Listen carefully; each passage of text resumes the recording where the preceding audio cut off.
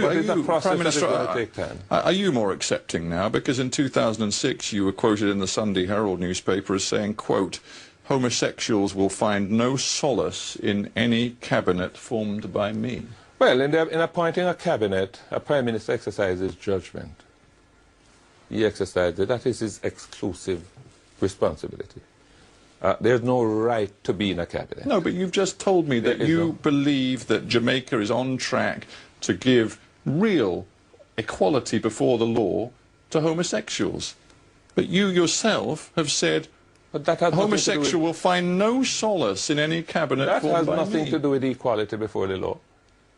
People, do you not have a duty to consider people on their merits for cabinet positions, indeed in any part of government? No, I consider people in terms of their ability and the extent to which they are going to be able to exercise their functions with independence. You also clearly and patently consider them in terms of their sexuality. No, but that's a decision that I make. That's a decision that every Prime Minister makes. A Prime Minister must decide what he feels would represent to the Jamaican people a cabinet of ministers who will be able to discharge their functions without fear, without favour, without intimidation.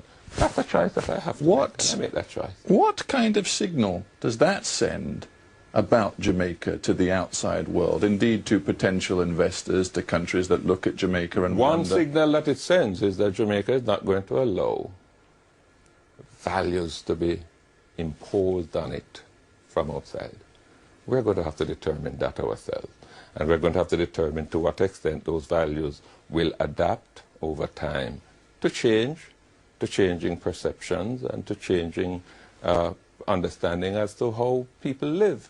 But it can't be on the basis that lobby groups far and away from Jamaica are going to start to define for Jamaica how it must establish its own standards and its own morals. Do you want to live in a Jamaica in the future where homosexuals can be a part of your cabinet or any cabinet? I want to live in a Jamaica where persons are free to conduct their private relations.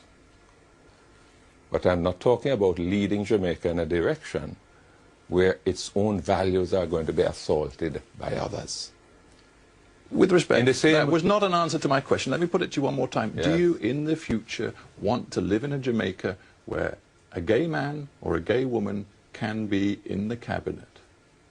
Sure, they can be in the cabinet, not mine. Well, they can't be in yours. Not mine. No, but do you want to live in a Jamaica where they can be and they should be, and it would be entirely natural for them to be so? I do not know that that is necessarily the direction in which I want my country to go.